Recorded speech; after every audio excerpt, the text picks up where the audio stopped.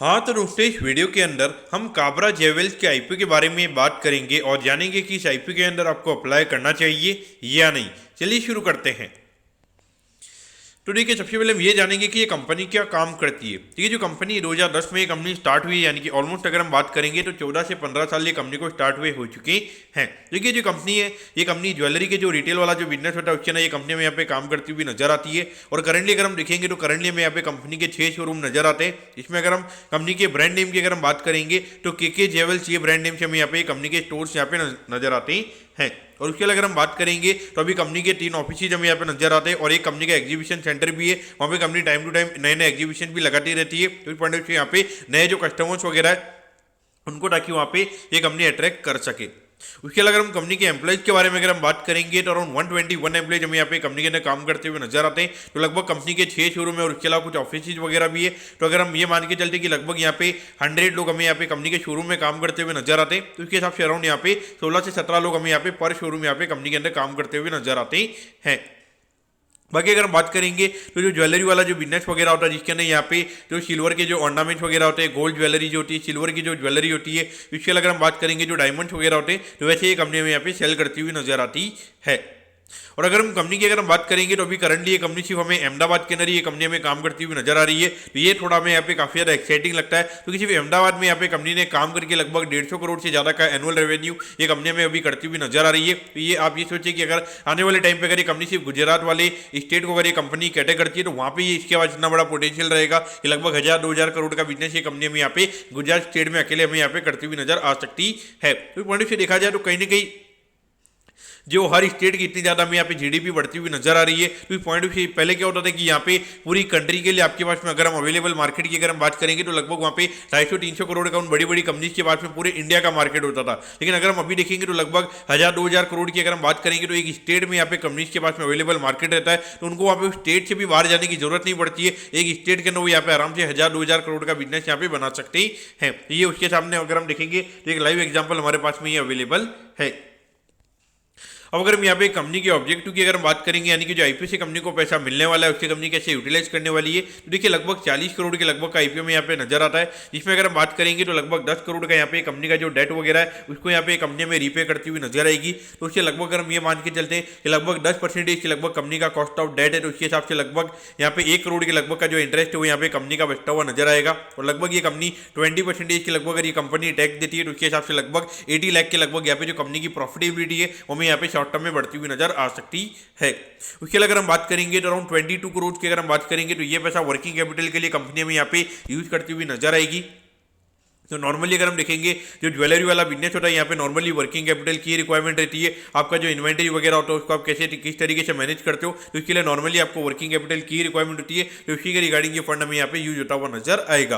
लेकिन यहाँ पर एक नेगेटिव पॉइंट ये कि यहाँ पे कंपनी के पास में ऑलरेडी 6 शोरूम है, यहाँ पे कंपनी आईपीओ लेकर आ रही है। तो वहाँ पे मार्केट को नॉर्मली ये लगता है कि यहाँ पे आप 1-2 स्टोर्स अपने यहाँ पर और बड़ा थोड़ा अगर आप कैपिटल रेज कर रहे हो वहाँ पे कहीं ना कहीं अगर आप 1-2 स्टोर का अगर आप एक्सपांशन करोगे तो वो मार्केट को कहीं ना कहीं थोड़ा पॉजिटिव लगता है। तो उसके हिसाब से कहीं ना कहीं जब कंपनी की लिस्टिंग होती है तो वहाँ पे मार्केट कहने के उसके पी रेशियो को यहाँ पे थोड़ा ज्यादा वहाँ पे मार्केट देता है, क्योंकि मार्केट को ये लगता है कि अभी लगभग अगर ये कंपनी 150 करोड़ का रेवेन्यू अगर ये कंपनी 6 स्टोर का कर रही है, तो अगर यहाँ पे ये कंपनी 2 स्टोर अगर ये कंपनी और बढ़ाती है तो वहाँ पे ऑन एन एवरेज अगर कंपनी 25 करोड़ का रेवेन्यू कर रही है तो वहाँ पे 2 स्टोर से आने वाले टाइम पे 50 करोड़ से कंपनी का रेवेन्यू का नंबर हमें यहाँ पे बढ़ता हुआ नजर आ सकता है। तो उसकी वजह से वहाँ पे कहीं ना कहीं पी रेशियो मार्केट वहाँ पे ज्यादा देने का ट्राई करता है। अब अगर हम कंपनी के फाइनेंशियल्स के बारे में अगर हम बात करेंगे तो देखिए 2022 में लगभग 112 करोड़ के लगभग ये कंपनी का रेवेन्यू का नंबर था। फिर ये नंबर में बढ़ के लगभग 122 करोड़ के लगभग होता हुआ नजर आया था। और इससे पहले जो फाइनेंशियल ईयर खत्म हुआ है वहाँ पे अगर हम बात करेंगे तो 164 करोड़ के लगभग ये रेवेन्यू का नंबर में यहाँ पे नजर आता है। तो ऑल ओवर देखा जाए तो 2023 में यहाँ पे कंपनी के ग्रोथ के नंबर थोड़े कम थे, लेकिन पिछले साल ये कंपनी के अंदर थोड़े में यहाँ पे अच्छी ग्रोथ देखने को मिली है। और अगर हम अभी देखेंगे तो लगभग 8 महीने में लगभग 125 करोड़ का रेवेन्यू कंपनी ऑलरेडी कर चुकी है, जो कि इंडिकेट कर रहा है कि लगभग 180-190 करोड़ के लगभग का एनुअल रेवेन्यू हमें यहाँ पे कंपनी का देखने को मिल सकता है। लेकिन अगर हम नॉर्मली अगर हम देखेंगे तो यहाँ पे जो ज्वेलरी बिजनेस होता है, खास करके ये जो जनवरी से फेब वाला जो मंथ होता है इसके ना इनके अंदर काफी अच्छा बिजनेस हमें देखने को मिलता है, क्योंकि जनवरी में 15 जनवरी से लेकर लगभग ऑलमोस्ट 15 फरवरी तक हमें काफी अच्छी वेडिंग्स वगैरह देखने को मिलती है। तो वहाँ पे कहीं ना कहीं थोड़ी हमें ज्यादा ग्रोथ देखने को मिल सकती है।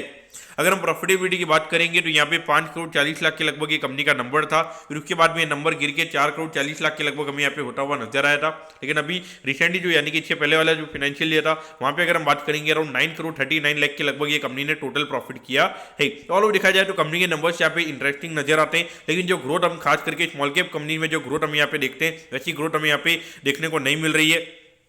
क्योंकि यहाँ पर अगर ये साल अगर ये कंपनी लगभग 190 करोड़ के लगभग का अगर ये कंपनी रेवेन्यू करती है तो वहाँ पे पिछले साल के लगभग 15% ये कंपनी हमें यहाँ पे कंपनी का जो रेवेन्यू का नंबर है वो हमें यहाँ पे बढ़ता हुआ नजर आएगा। और नॉर्मली मार्केट में जो स्मॉल कैप कंपनी होती है वहाँ पे जो बड़े बड़े इन्वेस्टर्स होते हैं वो नॉर्मली 25-30% के लगभग की ग्रोथ यहाँ पे एक्सपेक्ट करते हैं, क्योंकि जो बड़ी कंपनी है वो नॉर्मली यहाँ पे 10 से 15% हमें यहाँ पे ग्रो करती हुई नजर आ रही है। तो अगर आप एक छोटी कंपनी होने के बावजूद अगर इतने कम परसेंटेज से अगर ग्रो करोगे वहाँ पर डेफिनेटली मार्केट आपके स्टॉक में इतना ज़्यादा इंटरेस्टेड वहाँ पे नहीं रहेगा। अब अगर हम यहाँ पर आईपीओ के डिटेल्स के बारे में अगर हम बात करेंगे तो देखिए 15 जनवरी को ये आईपीओ में स्टार्ट होता हुआ नजर आएगा और 17 जनवरी को ये आईपीओ में क्लोज होता हुआ नजर आएगा। अगर हम प्राइस बैंड के बारे में अगर हम बात करेंगे तो 128 के कट ऑफ प्राइस पे कंपनी में शेयर देती हुई नजर आ रही है और 1000 शेयर का लॉट से जब यहाँ पे कंपनी का नजर आता है, यानी कि एक लॉट को अप्लाई करने के लिए 1,28,000 रुपये यहाँ पर आपको लगने वाली है। अगर हम इश्यू साइज की अगर हम बात करेंगे तो लगभग 40 करोड़ के लगभग का आईपीओ का इश्यू साइज हमें यहाँ पे नजर आता है और ये पूरा पैसा कंपनी के पास में जाता हुआ नजर आएगा। और इसमें अगर हम रिटेल कोटा की अगर हम बात करेंगे तो अराउंड 35% के लगभग कंपनी का रिटेल कोटा है, यानी कि लगभग 14 करोड़ के लगभग का रिटेल कोटा में यहाँ पे कंपनी का नजर आता है। अगर हम लिस्टिंग की अगर हम बात करेंगे तो एनएससी के सेम प्लेटफॉर्म पे कंपनी में लिस्ट होती हुई नजर आएगी। अगर हम यहाँ पर आईपीओ के टाइम टेबल के बारे में अगर हम बात करेंगे तो देखिए 20 तारीख को आपको पता चल जाएगा कि आपको अलॉटमेंट मिला है, यानी अलॉटमेंट नहीं मिलता है तो 21 तारीख को रिफंड मिल जाएगा। 21 तारीख को आपके डीमैट अकाउंट में शेयर आ जाएंगे अगर आपको अलॉटमेंट मिलता है और 22 तारीख को ये कंपनी में लिस्ट होती हुई नजर आएगी। अब अगर हम यहाँ पे कंपनी के वैल्यूएशन के पैरामीटर्स की अगर हम बात करेंगे तो देखिए ऑलमोस्ट यहाँ पे 135 करोड़ के मार्केट कैप पे कंपनी का आईपीओ में आता हुआ नजर आ रहा है। तो पिछले साल की जो कंपनी की अर्निंग्स है उसके हिसाब से अगर हम बात करेंगे तो ऑलमोस्ट 14-15 टाइम्स की पी रेशियो पे कंपनी का आईपीओ में आता हुआ नजर आ रहा है। तो वैल्यूएशन वाइज अगर हम बात करेंगे तो देखिए 6 स्टोर ये कंपनी के है, तो उस पॉइंट से अगर हम देखेंगे जिस तरीके से नॉर्मल काइंड ऑफ ये कंपनी की ग्रोथ है और हर साल थोड़ा यहाँ पे गोल्ड भी हमें यहाँ पे बढ़ता हुआ नजर आएगा और उसके अलावा थोड़े बहुत इनके जो डायमंड्स वगैरह होते हैं जैसे जैसे यहाँ पे थोड़ी लोगों की इनकम बढ़ेगी तो लोग यहाँ पे डायमंड्स वगैरह बाय करेंगे तो वहाँ पे थोड़ा मार्जिन भी कंपनी का हमें इंप्रूव होता हुआ नजर आ सकता है। तो पॉइंट ऑफ व्यू अगर हम देखेंगे तो वैल्यूएशन वाइज इतना ज्यादा कोई कॉस्टली हमें नजर नहीं आता है। मुझे लगता है कि 15 के पी रेशियो पे अगर ये कंपनी का आईपीओ आ रहा है तो लगभग 20 के पी रेशियो पे कंपनी में लिस्ट होती हुई नजर आ सकती है। तो मेरे अकॉर्डिंग अराउंड 30 से 40% के प्रीमियम पे कंपनी की लिस्टिंग होनी चाहिए। तो इस पॉइंट ऑफ व्यू अगर आपको लिस्टिंग गेन के लिए अगर ये आईपीओ के अंदर अप्लाई करना है तो मेरे हिसाब से अप्लाई किया जा सकता है। लेकिन अगर हम कंपनी के ग्रोथ वाइज अगर हम बात करेंगे तो इतनी ज़्यादा कोई फिनोमिनल ग्रोथ नहीं है। तो मेरे अकॉर्डिंग लगभग लॉन्ग टर्म में 20-25 से ज़्यादा का पी रेशियो ये कंपनी को नहीं मिलना चाहिए। और अगर बाई चांस अगर ये कंपनी 50 से 60% के प्रीमियम पे अगर ये कंपनी खुल जाती है तो वहाँ पे मेरे लिए कोई वैल्यू कंपनी के लिए अवेलेबल नहीं रहेगी, तो वहाँ पे मेरे हिसाब से इसको अवॉइड करना सही रहेगा। लेकिन अभी लिस्टिंग गेन के पॉइंट से अगर हम बात करेंगे तो डेफिनेटली आईपीओ को अप्लाई करना चाहिए, ये मेरा पॉइंट ऑफ व्यू आपके लिए रहेगा। तो दोस्तों मैं कहता हूँ कि काबरा जेवेल्स के आईपीओ के बारे में आपको सब कुछ समझ में आ गया होगा। अगर आपकी कोई भी क्वेरीज है आप कमेंट कीजिए, मैं जरूर आपके कमेंट पर रिप्लाई करूँगा। ओके दोस्तों, thank you, have a nice day.